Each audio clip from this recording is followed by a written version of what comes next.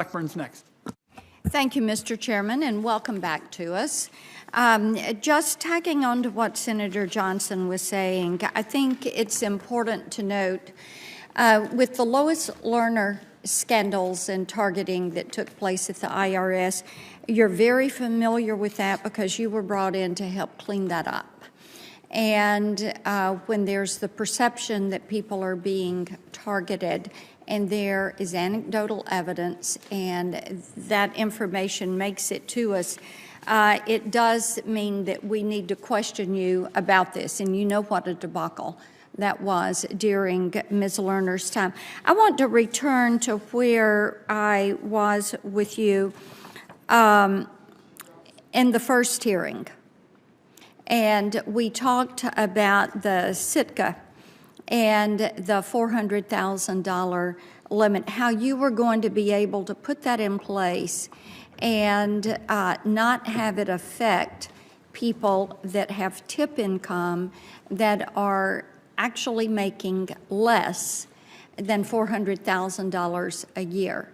And as we discussed, I don't think you were able to give me an example of someone you knew or any profession you knew that would make $400,000 a year that was working for tips.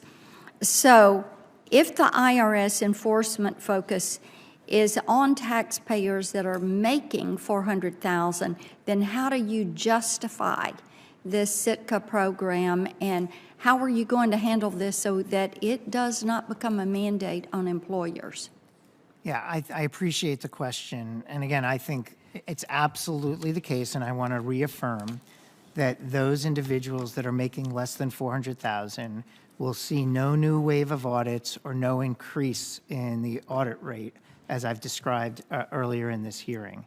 On the question of— But you will be increasing their taxes. Well, this is a question that I think we need to do better outreach with the associations, restaurants, tipped workers, to make sure that we are getting better aligned. This is your goal to make the program mandatory? Right now it's voluntary. Are you trying to make this mandatory? I have no intention. No intention. Okay, let me move on. You talked earlier about the historical rate of audits, but previously you had said, you and Yellen had each said that you were not going to raise taxes. The president has said no one making under $400,000 a year is going to see their taxes raised. So now that has changed to no more than historical levels. So if you will give us in writing how you're couching that. Is it 5-year levels? Is it 10-year levels? Is it going back to 2018 and setting it there? Was that a high mark? Was it a low mark? I think there needs to be a little bit more clarity on that. And I would also like to hear from you, because this is causing great confusion. How do you calculate the $400,000? How are you, is it based on adjusted gross? Is it based on net? How are you arriving at this number? And the reason I ask this, Commissioner, is because Tennessee is a very entrepreneurial state. And as you know, we have a lot of people in the music industry. We have a lot of people that do tours, that work with these tours. They're self-employed. They're independent contractors. And while they may have a higher gross, their net is very low. So it's important to have definition around what do you mean, what is $400,000 gross, adjusted gross, net. Where are you pegging that?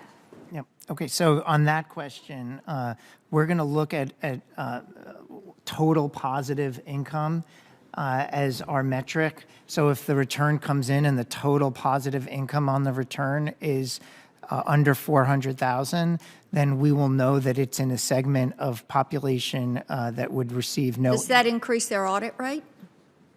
No, that's the point. There would be no increased likelihood of an audit if they have less than 400,000 in total positive income. Okay. Let's go back to the issue we previously discussed about teleworking. Please. Teleworking, and I know that Senator Thune talked a little bit about the phones not being answered, which is something that we hear quite a bit. You've got a heavy lift to go, and I would love to know what percentage of your employees are currently in the office working and how many are teleworking, and are you pulling that VPN data and auditing that? That's what you ought to be auditing, to see if they're actually conducting business, logged in, working, or if they're asleep on the job. Senator, let me offer you this. First of all, I want to clarify, all employees are working.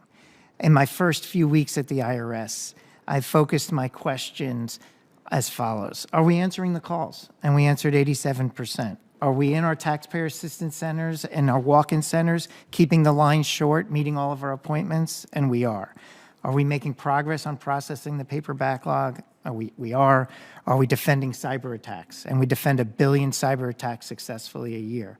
I understand the question. I think also OMB just issued guidance last week on telework, so I'm going to now turn to that and figure out how to make sure that the IRS is aligned with the rest of the government. But I would say that the success we've had with the filing season was the most important metric for me to start with before I got into the details of where someone might be working. Time of the gentlelady has expired, and I just want to say, because we're getting ready to make sure that everybody gets a chance to ask questions. The program Senator Blackburn has been talking about, a small business program, is voluntary, and I want to assure colleagues, as long as I'm chairman of this committee, it will not be mandatory. Period. Full stop. It will not be mandatory. Senator Bennet.